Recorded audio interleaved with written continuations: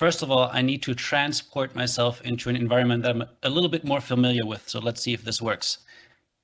Hold on, let's try this again. Let's create some magic. Here we go. Now I'm in Zoom and we can get started. First of all, if you have been in a Zoom meeting, please type into the chat what have been the most boring types of things that you would associate with Zoom meetings, like the typical boring one that we, after 2 years having gone online in the pandemic, don't really want to participate in anymore.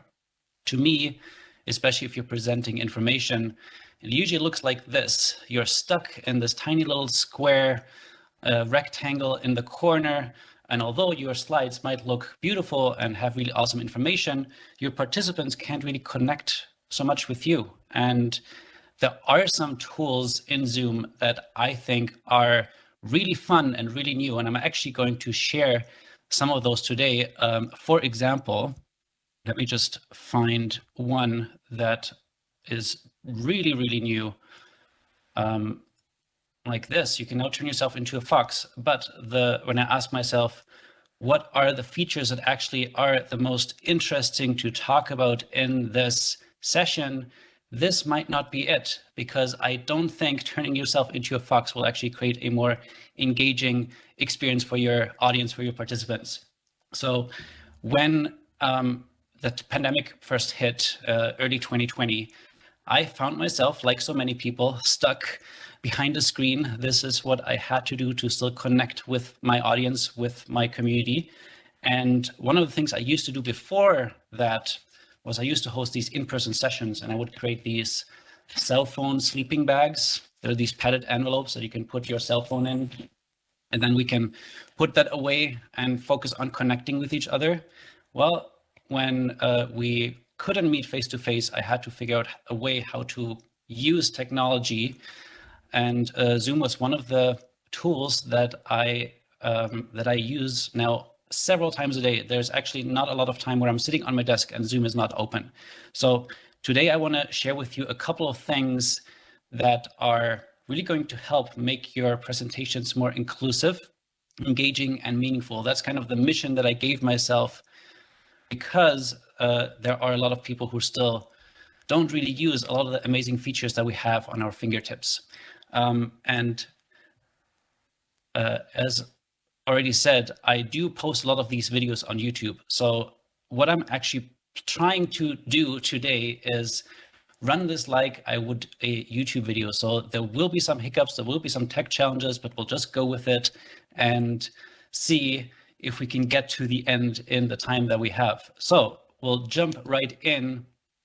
And one of the first features I want to share is slides as virtual background. And as I said, when you're stuck in that little square on the side, you don't usually have, your audience is not able to read your facial expressions, see your gestures the same way I'm doing right now. You could have your slides kind of next to you or yourself in the slides. So let me jump into Zoom and we'll set this up. But first, I need to turn this avatar off again. There we go. So to do this, we're going to click share screen, and on the top here, there is this advanced tab. And here there's this feature called slides as virtual background. I'm actually going to set this up. And while we wait for this to load for one moment, you will see that some slides take a little bit longer. Here we go. Now you can see me in the bottom down here, and I can actually move myself around on my slide. So this is a slide that I created for a training that I do, a 5-week cohort, and I can move myself to different places. I can make myself bigger. I can move through the slides.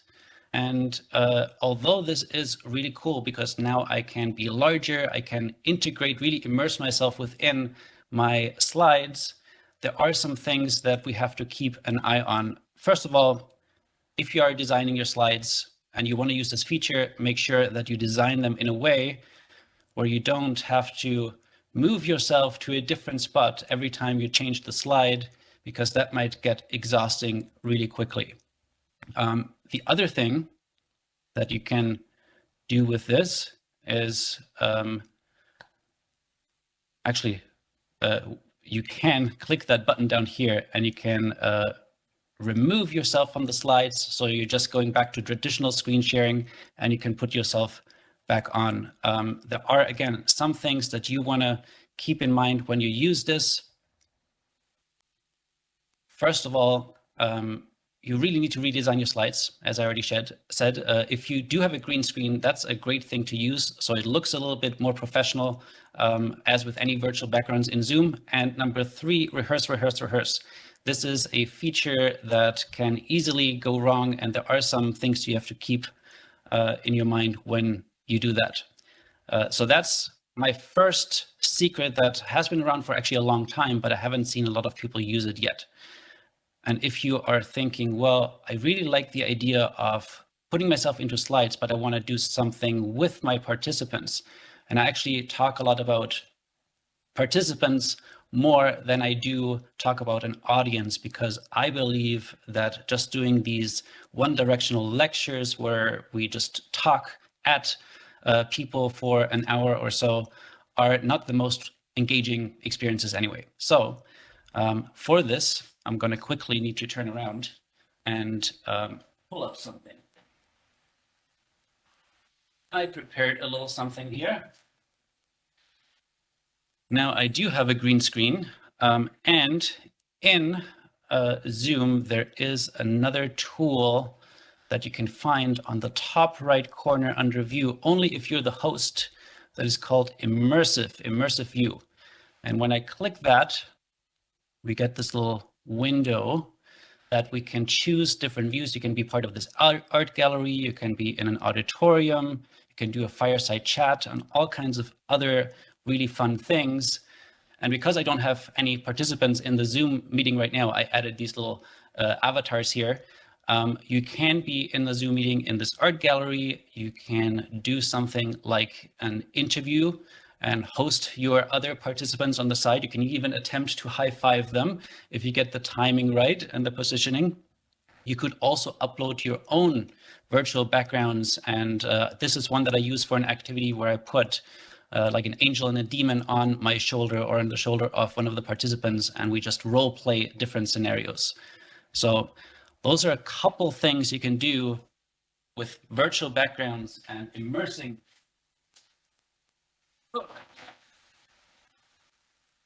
Putting that back. Here we go. The next thing, and I know I'm going a little bit fast because I want to share some really cool features with you and hopefully give you an overview. And if you want to go more deeper into any of them, I'm sure there's lots of amazing content on YouTube, even on my channel. But the other big thing that I actually was the most excited about that came out last year were Zoom apps, which is a button down here. Where is it? Right there. Called apps. And as you can see, I already have some things open in here. But I'm actually going to close them because we're going to find them again. So one of the cool things that we can do here is we can use all of these third-party apps within Zoom without having to leave and come back.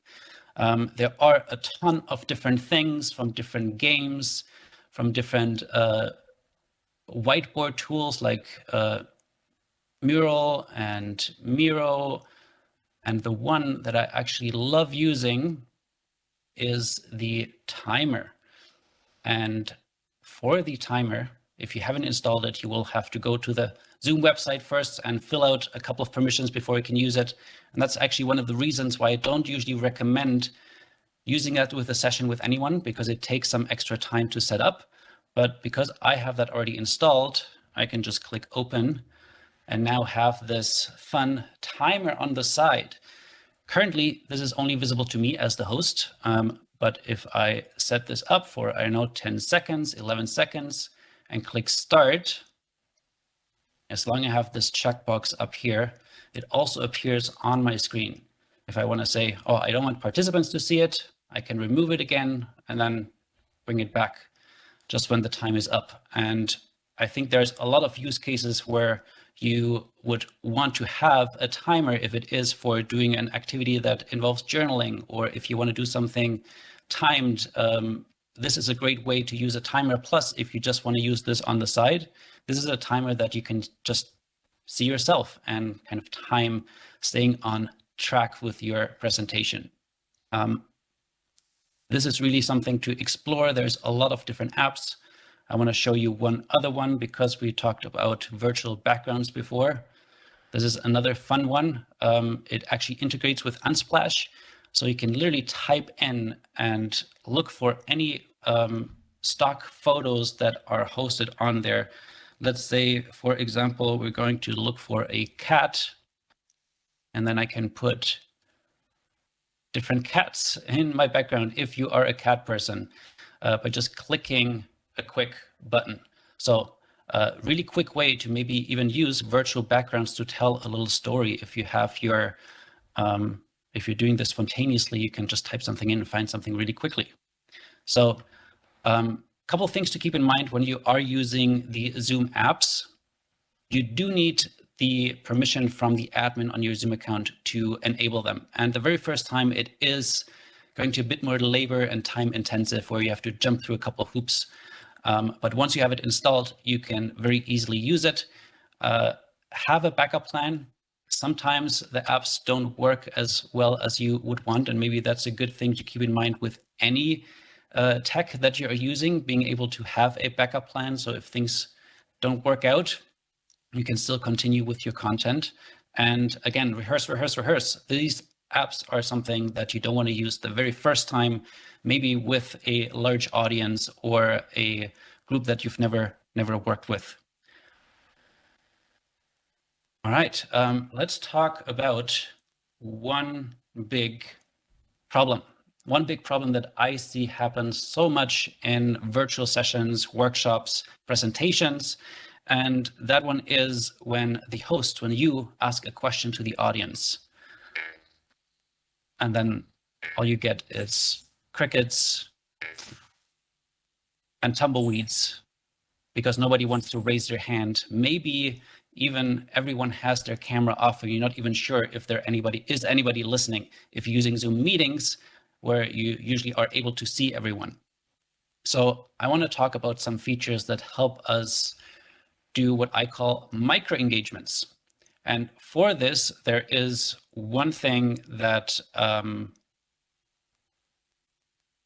that we can do that is very easy. Let me just close my my screen again, which is asking for real-time feedback. So this is no fancy tool. This is simply asking your participants to give you a thumbs up. Give me a thumbs up if this makes sense. Type a yes in the chat if you've learned something new. Actually, let's do this right now. If you are watching this and you've learned something new already, type yes in the chat to let me know. But sometimes people don't have their cameras on, or they want just another way to engage with you. So instead of giving a real thumbs up, we could also use the reactions button that I think everybody's familiar with, and do the virtual thumbs up, right? There are a couple of different reactions that we can do, the hearts, the laughing face, right? Those are not necessarily something new, but here's the part that I found. It has been around for a while, but not a lot of people have found it, which is if you click reactions and then these three little dots, you can literally look for any emoji that is in this database. And you can see that there's some frequently used ones that I have. I know Easter is coming up. Maybe I want to put an Easter bunny up there, or I want to find a, what is something that I could find? If the chat was fast enough, I would take some suggestions in the chat. Maybe I'll come back to that. But literally any emoji that is in this database can easily be added up here. And the same thing is actually now true also for the chat. Even in the chat, you now have this little emoji down here, and you can add any of these emojis easily into the chat. So that's just another great way to keep our audiences, our participants engaged. When they don't have their camera on, the chat, all of these reactions are still visible. So I would say if you thought that people needed to have their camera on to be engaged. That's actually not true. I've had the most engaged participants using reactions and the chat very, very actively. I'm going to add some of those chat suggestions as reactions in a moment, but actually let's find one of them right now. I can see, who was it? Gundars was asking for turtle. Yes, we do have a turtle. So as you can see, you can add those very easily. And again, if you're watching this and you're thinking, well, so why should I be doing these micro engagements? Why should I be using a feature like that? Every time you ask your participants to do just a tiny little action, they're more likely to take another action and more likely to take another action. And if you can make it so at the start, you start with something very easy, like give me a thumbs up in the camera, type a yes in the chat. Maybe the next thing is unmute yourself and share something in front of the whole group. And at the end, you have them do a performance, maybe create some kind of theater piece. If you stagger it that way, you're more likely to get more engagement at the end. So with all of that in mind, there are a lot of ways we can engage our participants. There's one last one that I want to share. And for this, I actually am going to open another presentation. And this is the last feature we're going to talk about today. This is also something that has been around for a long time. So I just created a slide with a world map. And there is this annotate button right up here, which when enabled for all the participants will create this bar. They can use these stamp tools and then put a stamp, for example, on this map on where they're located. I just recently moved from Toronto, Canada to near Stuttgart in Germany. There are other things that we can do with annotations. Aside from the stamping, we can do the drawing. This is really a tool that I would recommend you just start playing around with it a little bit. All right. So a lot of, I should remove myself. Like I said, things might go wrong a little bit. As there's so many new features and new things coming in out all the time. Like I showed you the avatars earlier. The question is always, why do you want to use them? And I found this great quote that I actually want to remind you of. Remember, with great power comes great responsibility.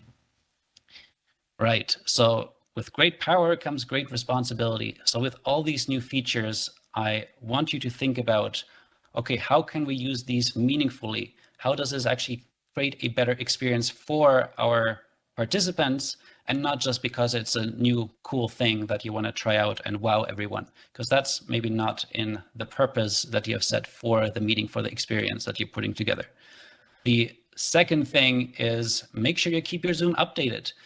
If you want to have access to the newest features, you need to make sure you have your Zoom up to date.